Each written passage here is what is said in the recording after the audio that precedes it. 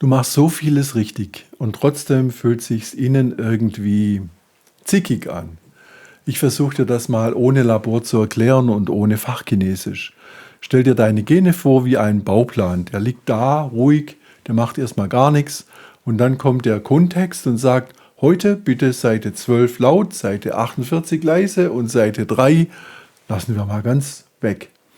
Das ist Epigenetik im Alltag. Und jetzt kommt der entlastende Teil. Wenn der Kontext mitsteuert, dann heißt das auch, dass du nicht alles über Willenskraft lösen musst. Manchmal bist nicht du das Problem, sondern die Bühne, auf der du jeden Tag spielst. Wenn dir unsere Videos gefallen, würden wir uns über ein Like und ein Abo freuen. Vielen Dank.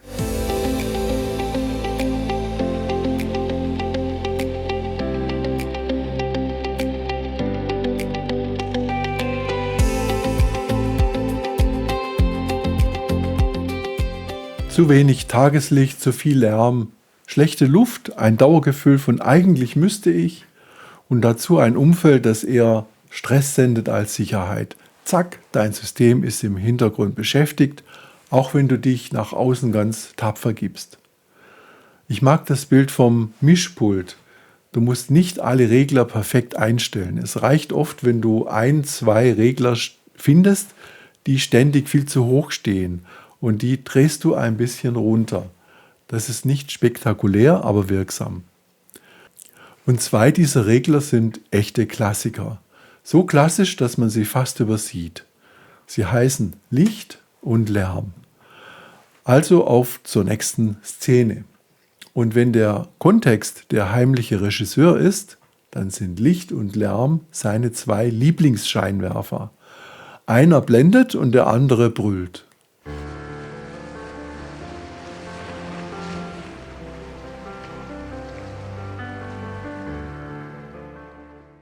Und das Verrückte ist, du musst dich nicht mal gestresst fühlen, damit es trotzdem wirkt.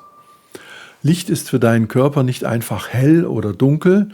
Licht ist eine Ansage, so wie ein Chef, der morgens reinkommt und sagt, aufstehen, wir sind im Tagmodus.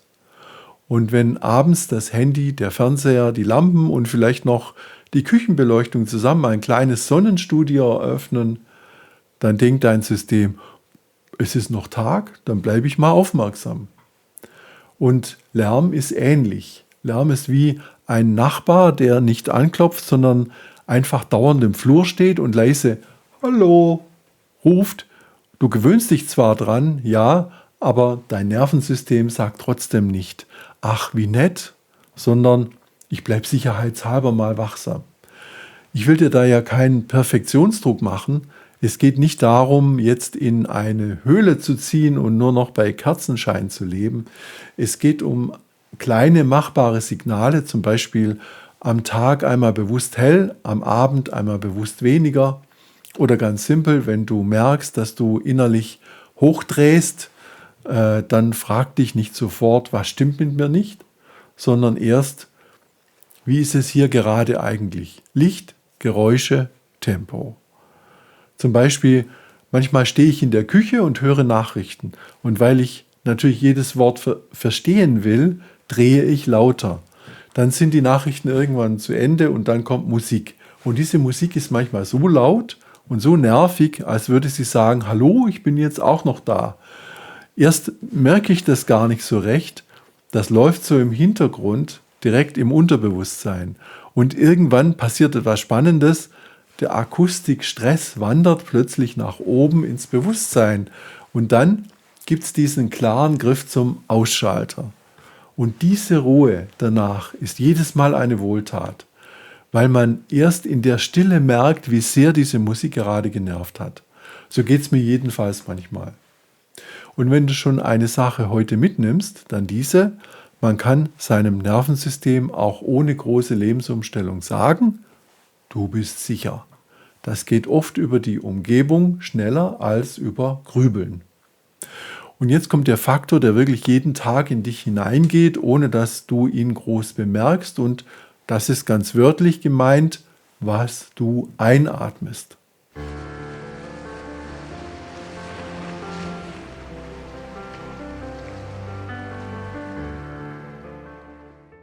Also wenn Licht und Lärm der Dauerchat fürs Nervensystem sind, dann ist Luft so etwas wie die Hintergrundmusik. Leise, aber ständig da. Und ich verspreche dir, wir machen das ohne Angstfilm und ohne Reinraum-Wahnsinn. Luft ist so ein Thema, da gibt es oft auch zwei Extreme. Die einen sagen, ach, so schlimm ist das nicht. Und die anderen haben schon gefühlt einen Luftfilter ins Gesicht geklebt. Ich würde gerne irgendwo dazwischen landen, pragmatisch. Denn Luftqualität wirkt oft nicht wie ein großer Knall, eher wie so ein kleines Sandkorn im Schuh. Du gehst trotzdem weiter, aber irgendwie ist es anstrengender, als es sein müsste. Muffige Räume, zu wenig frische Luft, starke Duftstoffe, Rauch, alles was sagt, eigentlich rieche ich ganz nett, aber dein Kopf denkt, warum bin ich denn eigentlich so matschig? Und wieder, es geht nicht um Perfektion, es geht um ein Signal. Einmal am Tag wirklich lüften, nicht so halb, sondern wirklich richtig.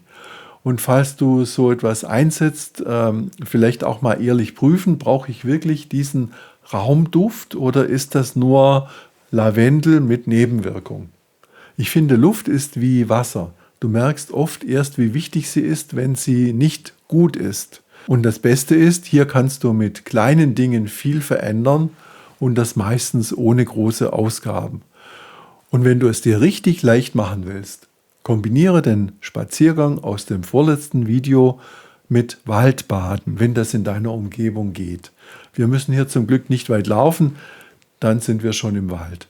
Das ist wie ein kostenloses Upgrade für deine Lunge. Diese Luft hat eine besondere Qualität und irgendwie macht das innen sofort mehr Platz. Und gleich kommen wir zu einem Kontextfaktor, der oft freundlich anklopft, aber biologisch ziemlich laut sein kann. Da geht es um Dinge, die manche zur Entspannung nutzen, die das System aber manchmal eher beschäftigen.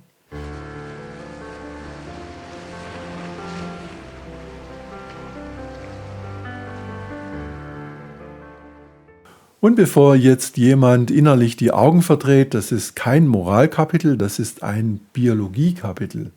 Alkohol und Nikotin sind wie Gäste, die kurz helfen, die Stimmung zu retten und dann nachts um 2 anfangen, die Möbel umzustellen. Am Anfang denkst du, endlich runterfahren. Und später wundert man sich, warum schlafe ich so komisch? Warum bin ich am nächsten Tag so dünnhäutig? Warum ist mein Nervensystem schon beim ersten Piep irgendwie auf Krawall gebürstet? Wichtig ist mir, ich will dir nichts verbieten, ich will nur, dass du erkennst, wie laut diese Signale sein können.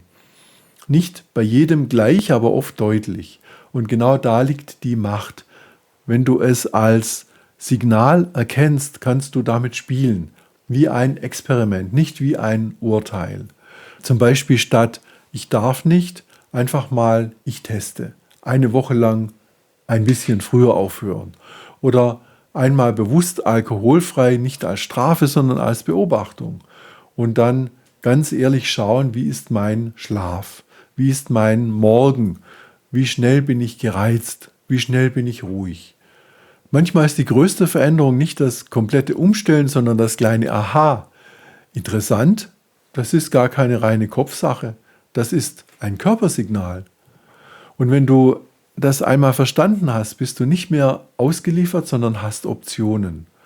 Und jetzt kommt der Kontextfaktor, der noch viel direkter wirkt als Alkohol und Nikotin, weil er nicht nur in deinen Körper geht, sondern auch in dein Gefühl von Sicherheit, und das sind andere Menschen.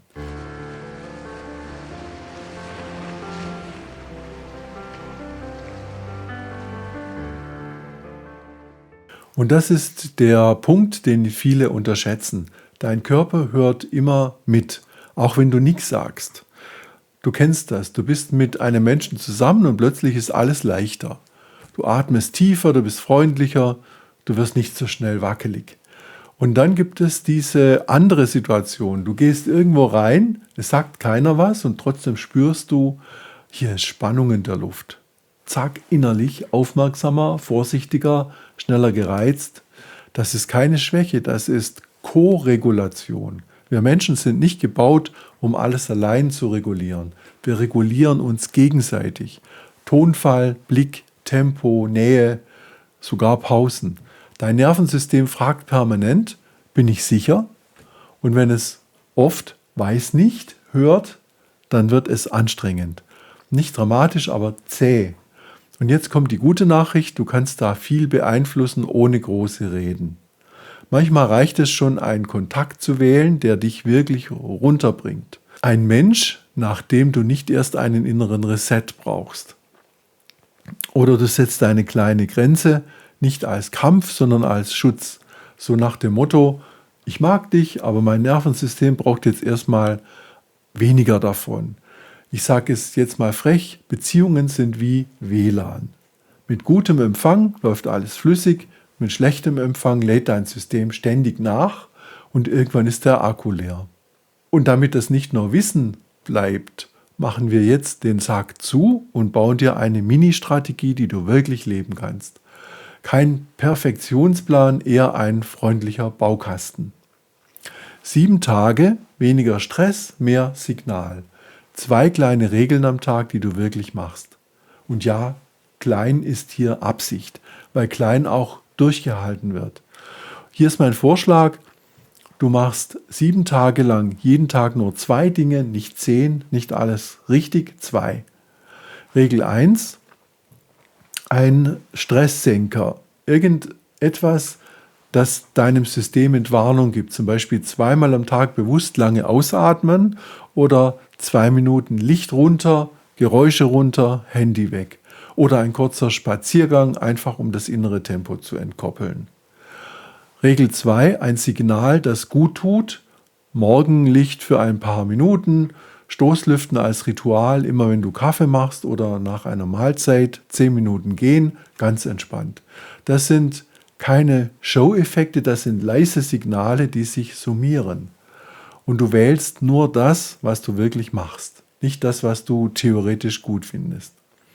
Wenn du sagst, ich mache jeden Tag 30 Minuten Sport, dann applaudiert dein Kopf dir kurz und dein Alltag sagt, träum weiter, Schätzchen.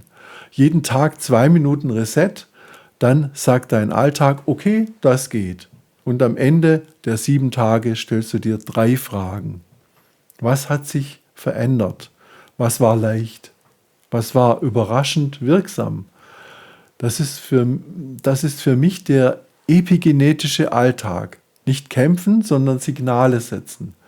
Du musst nicht alles kontrollieren, aber du kannst die Bühne so verändern, dass dein System öfters versteht, alles gut.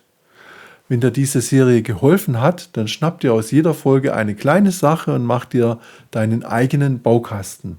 Und wenn du willst, schreib mir in die Kommentare, welcher Regler bei dir am lautesten war. Danke, dass du da warst. Wir sehen uns hoffentlich in der nächsten Serie wieder. Bis dahin, dir alles Gute.